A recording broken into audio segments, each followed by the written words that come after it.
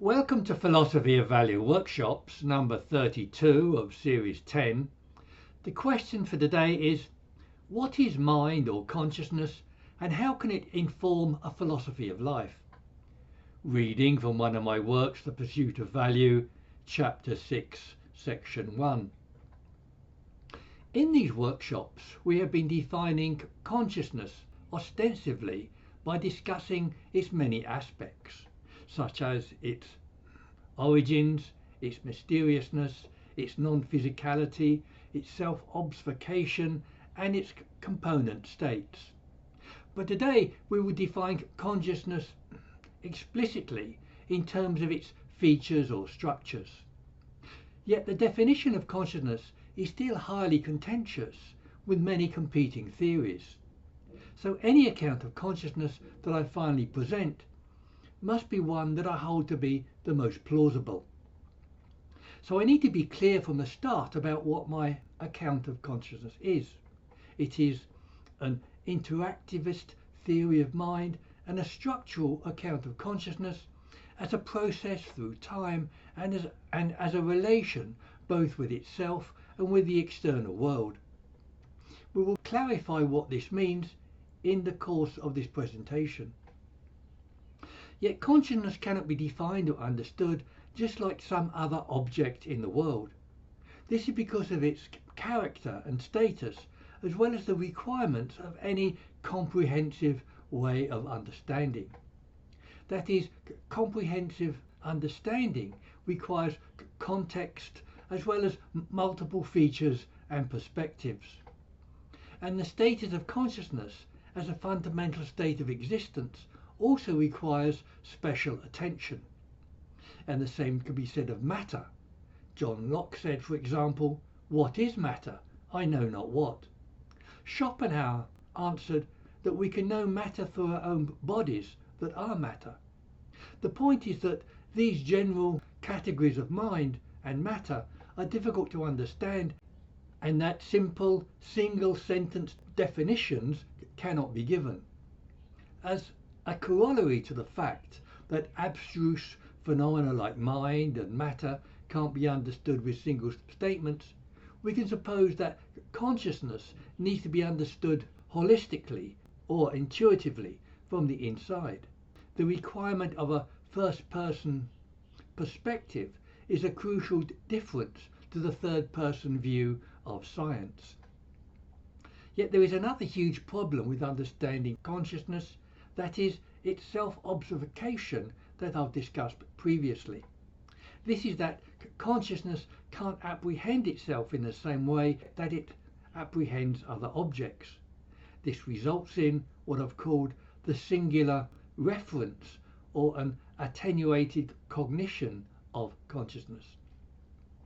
But these problems don't mean that we can't have, as some people think, a basic understanding of consciousness.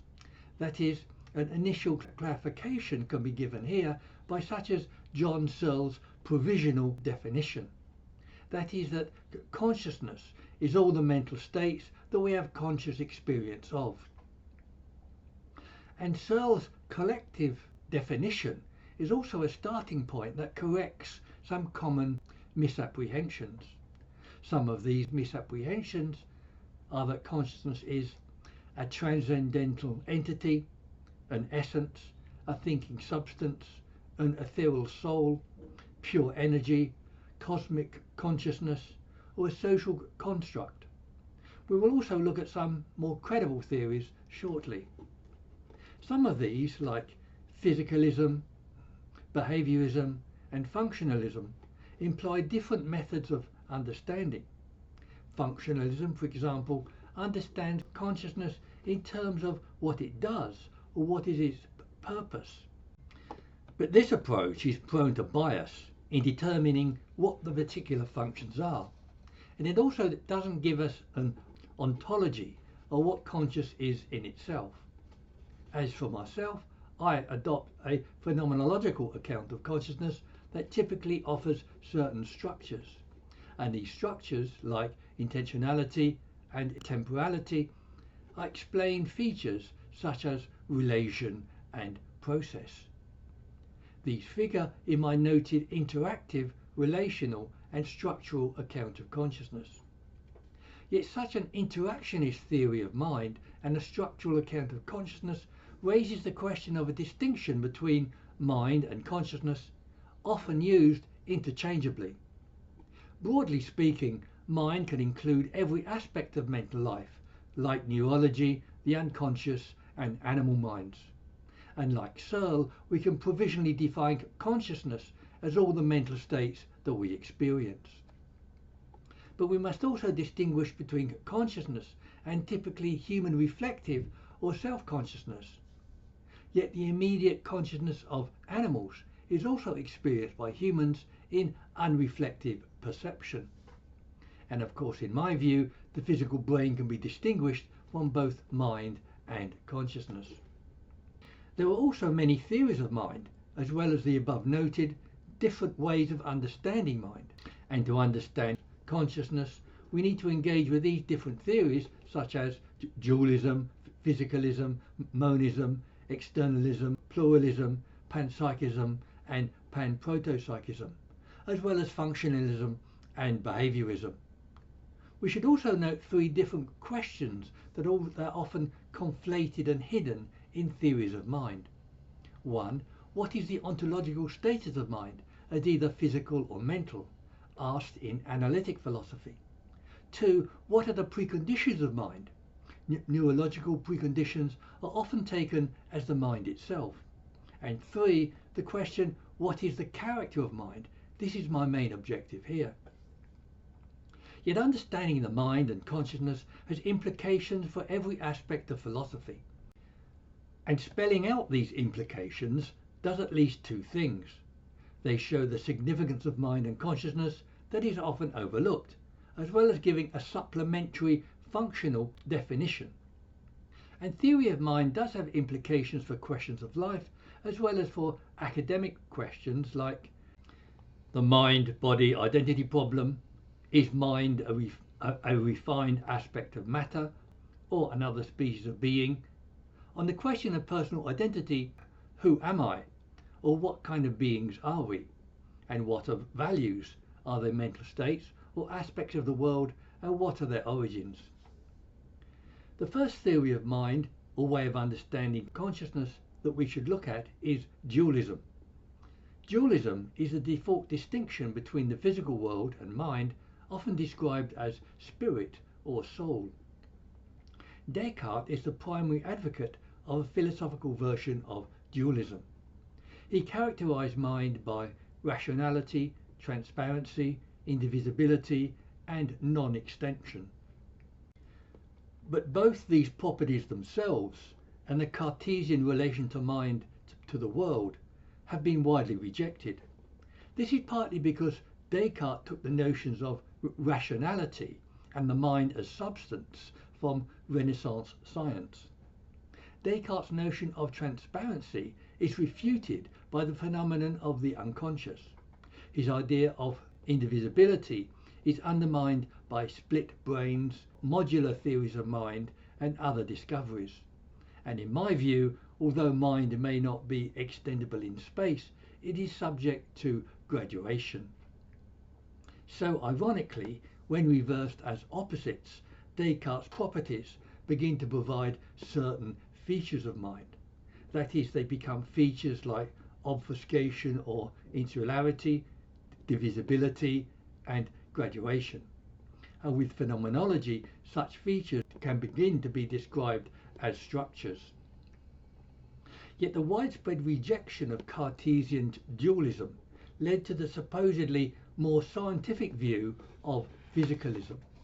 That is, mind and matter are composed of the same physical stuff, of which mind is an extremely refined kind. Physicalism, materialism, physical monism, and mind-body identity theory are of this same view. Although intuitively unattractive, physicalism is dominant in analytic philosophy. Yet there are tacit forms of physicalism, such as describing mind or consciousness as energy. Three main arguments can be cited for physicalism. 1. Despite appearances, dualist perceptions are mistaken and see one thing as two, for example, the morning and the evening stars. 2. The coherence of science requires a unity under the same principles without ontological disjunctions. And 3. Science and neurology can provide a detailed explanation of mind as an aspect of the physical world. Without replying to these arguments, one argument against physicalism just consists in the existence of alternative theories to physicalism and dualism.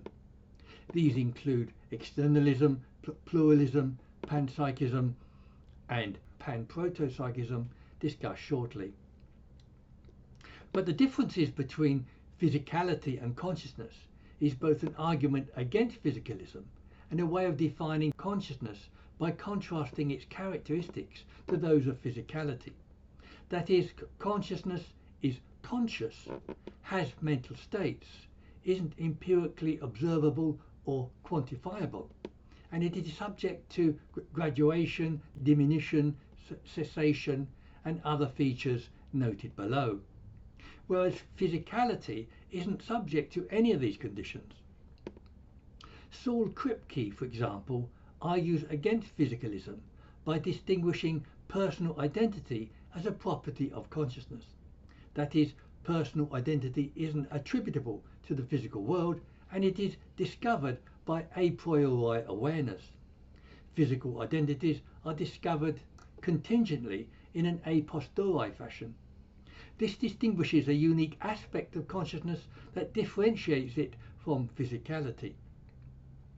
As well as personal identity, two other aspects of consciousness that help us understand it are the ego and the self. Freud usefully distinguishes between the id, ego, and the superego, in which the ego is rational and conscious. A healthy ego is also distinguished from an inflated egotism that animals can't have. The self, on the other hand, is a sense of identity through space and time. Yet against both dualism and physicalism, pluralism expands our view of mind with the idea that there aren't just one or two species of being or existence, but many. Karl Popper, for example, maintains that there are three species of existence: mind, matter, and its abstract products. Different versions of this view are held by Roger Penrose, Hubert Dreyfus, and Merleau-Ponty. And Thomas Scanlon also speaks of three domains: 1, the natural; 2, the mathematical; and 3, the normative, morals, and reasons. Pluralism challenges the supposed unity of science, as well as the categorizations of both dualism and monism. This is because the traditional category of abstraction invalidates both dualism and monism as complete explanations, as well as challenging their specific criteria of determination. That is, logical abstractions offer a priori judgments which challenge the a posteriori nature of science on which monism rests. So we can note several consequences or benefits of pluralism in a definition of consciousness. 1, it provides an alternative to, or moderates, both physicalism and dualism. 2, properties of abstraction argue against both physical monism and a unity of science. And 3, abstraction and physicality ontologically flank mind, rendering it more comprehensible. But panpsychism goes further than pluralism and claims that consciousness is everywhere and in everything. Panpsychism is favoured by David Chalmers, Colin Blakemore, Galen Strawson, Whitehead, and others. John Searle calls some outcomes of panpsychism absurd, and I agree that it is seriously flawed. And I regard panpsychism as an indication of the confusion surrounding consciousness. I have argued against panpsychism previously and won't be doing so again here, but I can reiterate my argument. This is that consciousness, as we know it, must have at least the properties of sentience and cognition. And sentience and cognition are not properties of, nor can be found in, the physical world. And the universal presence of consciousness also goes against our understanding of it. So it's illegitimate to describe panpsychism as a valid theory of consciousness. Yet it does bring sentience, cognition and particularity to our attention. Pan-protopsychism is an alternative to panpsychism which retains the idea of natural and universal presence. That is, on pan-protopsychism, mind isn't everywhere, but there is an ubiquitous property that produces mind. The big question here is, what is this ubiquitous property? I've been answering this question over the last 2 weeks with an interactionist theory and a relation of presence to something to explain both the origins of consciousness and the relation between mind and matter and the relation between consciousness and the world. And understanding these relations helps us to understand consciousness. Externalism is another quite different view that consciousness is produced by interaction with the external world. Externalism regards relations, events and experiences in the world as complex and necessary as brain events. William James has been thought an externalist, along with Ted Hondrick, Sean Gallagher, Rom Harry, Raymond Tallis and others. Following this thinking, Alveno holds that we have made a category error in misunderstanding mind. That is, understanding mind in terms of brain is like understanding monetary value in terms of its metal coinage. But No presents mind as a relation, process or interaction between a centre and external objects. We have previously used Georges Atai's metaphor of mind as water in a bottle to illustrate externalism. Yet we can modify the metaphor to consciousness as liquid in a container. Here, the walls of the container are the cognitive frameworks which support and shape the mental liquid. And mental states have relations with cognitive objects and with the external world. Numerous thinkers such as Thomas Metzinger are developing such a relational and process view of consciousness.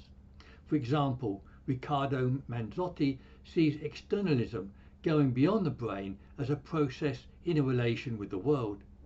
So externalism presents consciousness as not just existing in the brain, but also in an external space in relations with the world. However, externalism implies relations and processes that depend on unexplained structures of consciousness. Yet the idea of structures and its relation with consciousness isn't widely recognized. But this relation becomes apparent in the phenomenology of Husserl, Heidegger and Sartre.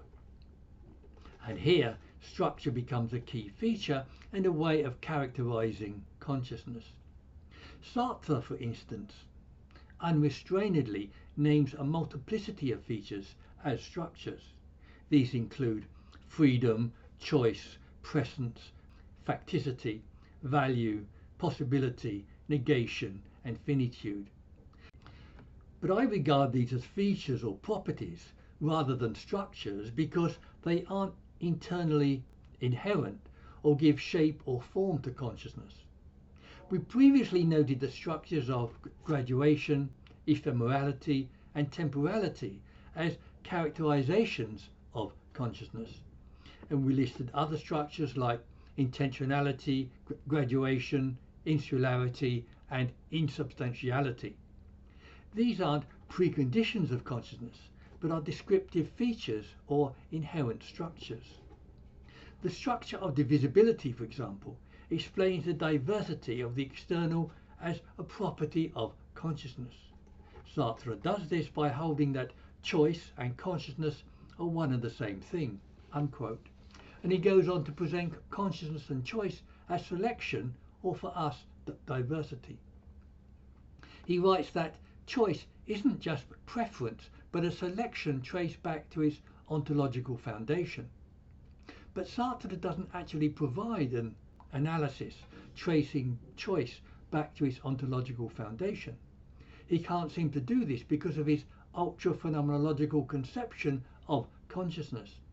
But we can fill in by saying that contrast is a form of selection essential to cognition and thereby to consciousness. And we can continue to say that choice expresses contrast and selection. For example, when I look left or right, I affirm what is on my right and negate what is on my left. These are kind of selections that are essential to epistemic contrasts and perceptions.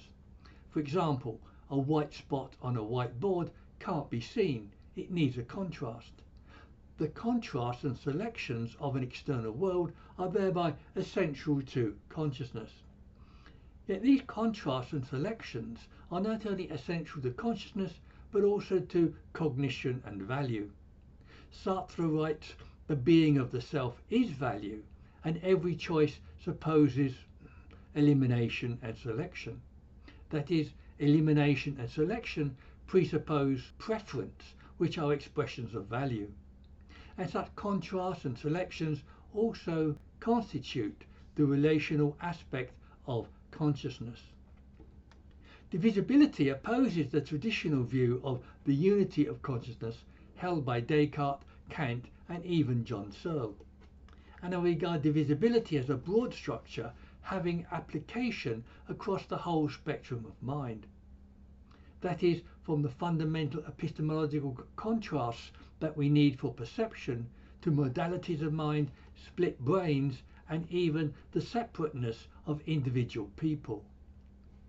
The divisibility even applies to people as individual consciousnesses, not accepted by some classical views.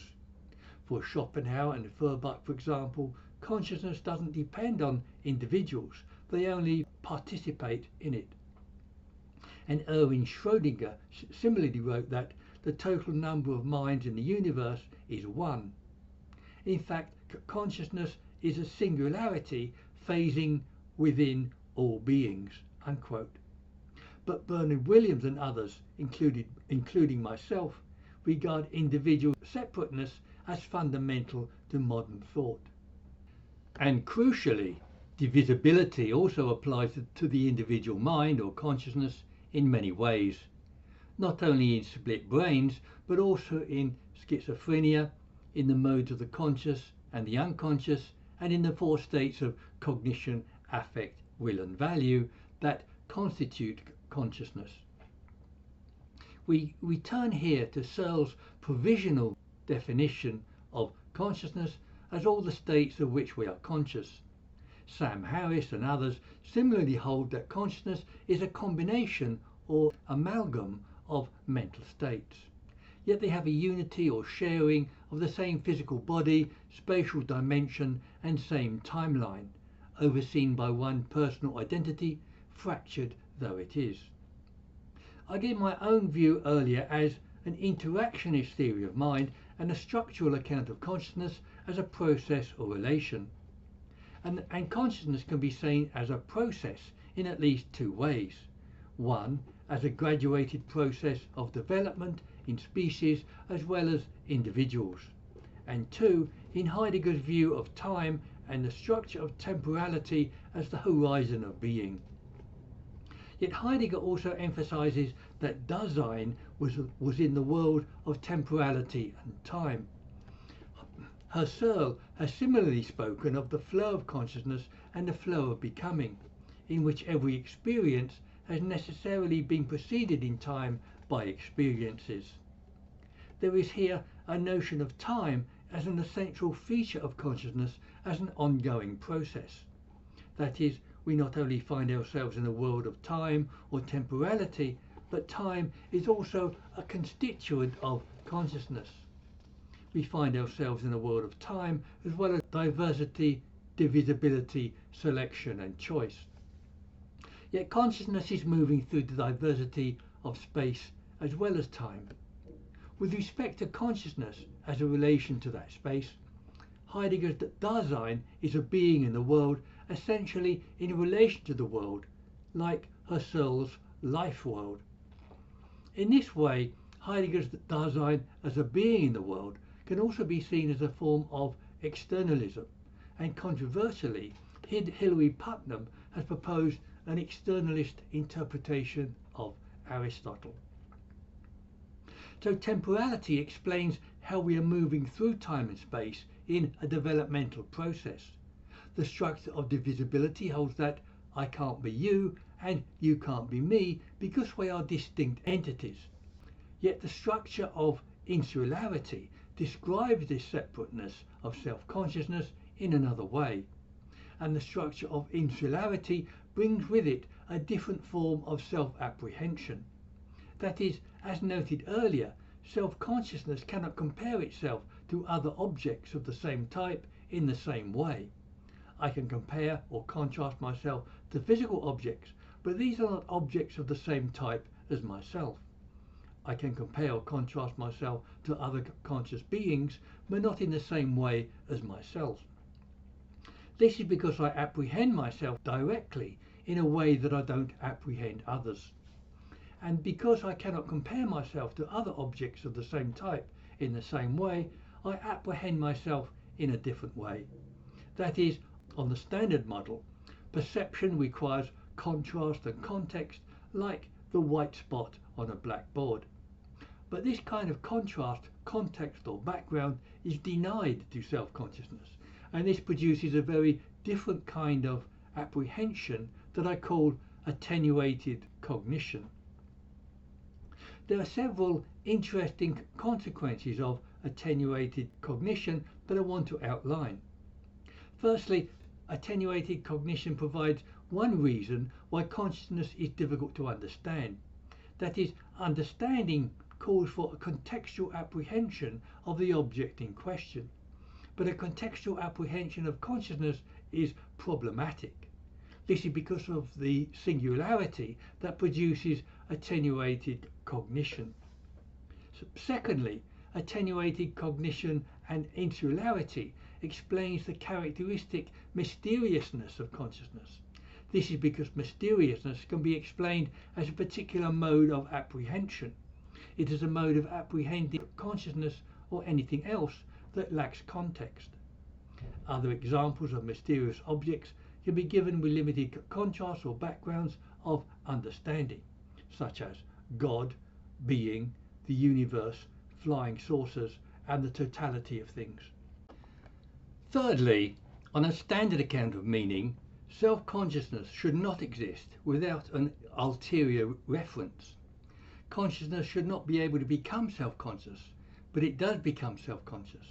But because self-consciousness does exist, we need a further non-referential account of meaning, and that account is provided by attenuated reference as a product of insularity.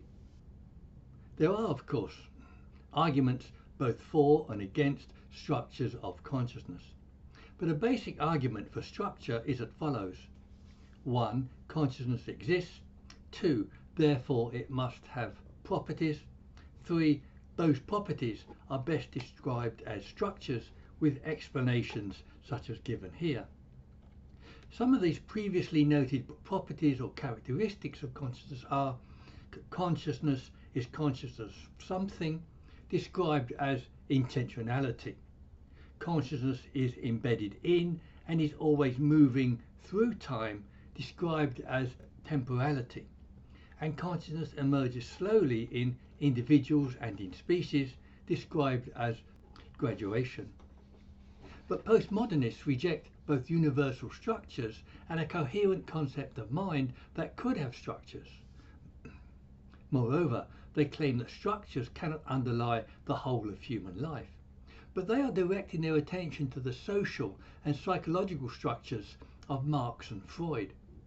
Yet phenomenologists are instead talking about structures of consciousness, not of psychology and society.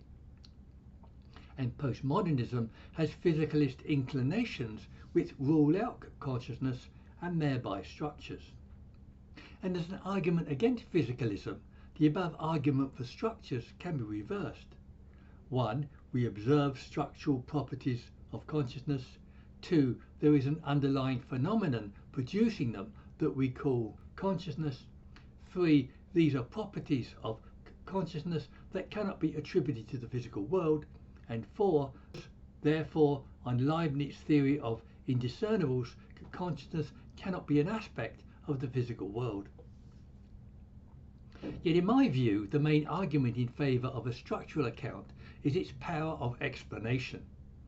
In this regard, we have looked at 4 structures of intentionality, divisibility, insularity and insubstantiality. Intentionality is a relation between internal mental states and external cognitive objects. Intentionality thereby describes the relation between mind and object in externalism. In another context, intentionality explains the significance of objects as a supporting framework, and both intentionality and externalism are illustrated in Bataille's metaphor of water in a bottle.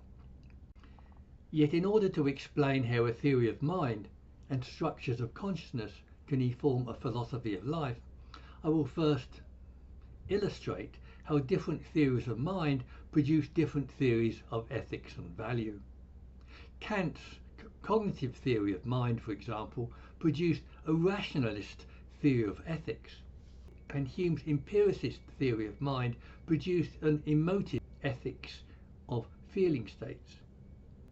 I also indicated earlier how the structure of divisibility is essential to consciousness, cognition and value. I previously argued how value has preference over cognition in a philosophy of life and other applications. Yet structures have a more general application when viewed together as insubstantiality. So the last explanative feature that I want to outline here is the structure of insubstantiality. Insubstantiality expresses the ephemeral, insular and divisible or fragmented character of consciousness. That is, consciousness is subject to diminution, cessation, finitude, dependency and contingency, and it is subject to deformation, loss of capacities, value or self-esteem. This is because consciousness is nebulous, evanescent and tenuous. Heidegger and Sartre hold that the being of consciousness is in question, that I present in terms of insubstantiality. And insubstantiality is a result of at least the structures of temporality, divisibility and graduation. Temporality produces impermanence, change, choice, responsibility and anxiety. Divisibility creates problems like personal fragmentation, internal conflicts and alienation. Graduation means that we not only develop but also diminish and eventually die. These structures pose the problem of consciousness in terms of insubstantiality. Yet this insubstantiality of consciousness is most typically described by Sartre in his Being and Nothingness. Here, consciousness is a kind of absence or nothingness that erupts from within a fissure of being, and that it is its own negation and defines itself by what it is not, whatever that means. Yet both insubstantiality and the human project can be illustrated by Sartre's contrast between two forms of being. For Sartre, consciousness is represented by a subjective being for itself, that is a lack, physical being in itself as a plenitude or permanence that has independent existence. Here, insubstantiality means that consciousness is precipitously seeking substantiality. In this respect, Sartre is correct in that an insubstantial consciousness is seeking substantiality. But for Sartre, mankind is a useless passion in seeking the permanence of physicality. But instead of Sartre's useless passion in seeking the permanence of physicality, in my view, a more attainable alternative can be found in pursuing a sufficiency of value. In conclusion, we can repeat that the question, what is consciousness, can't be answered in a single sentence. But a number of features, as well as misleading ideas, have been outlined. Firstly, despite dualist misapprehensions, we have a first-hand and direct knowledge of consciousness. Secondly, consciousness isn't a kind of substance, a transcendental entity, an essence, a thinking substance, or an ethereal soul. Similarly, physicalism falsely sees consciousness as just an aspect of physicality. Moreover, not only are those misapprehensions symptoms of the confusion of the character of consciousness that we also have to overcome, but also the ideas of dualism, panpsychism, and physicalism. And insisting that consciousness is an aspect of the physical world ensures that it won't be understood. The physical world is understood through empirical a posteriori observation. Mathematics is understood through necessary a priori relations. Consciousness must also be understood according to its own characteristics. Consciousness has a different mode of existence, and it must be understood in a different kind of way. That is, through a first-person perspective and phenomenological observation as well as reason. And its special problems need to be understood, like singular reference and attenuated cognition. I myself argued for an interactive and structural view of consciousness as a relation and process. The feature of relation was explained with the concepts of intentionality and externalism. Process was a feature explained with the concepts of time and temporality. And the concept of insubstantiality was also crucial to understanding consciousness. The phenomenological idea of structures was then vital to understand both consciousness and the philosophy of life. That is, the structure of divisibility explained how value is a fundamental constituent of consciousness, and that divisibility, temporality, graduation, and other structures reveal the underlying problem of consciousness and human existence as insubstantiality, to which a solution was proposed derived from consciousness itself in terms of value. Next week we will be concluding this series with the question of what is wrong with applied philosophy. So let me have your criticisms or comments at the meeting or on websites like Zoom or meetup.com. The kind of response that I'm looking for is either approbation of my contribution to philosophy or criticism telling me where I have gone wrong.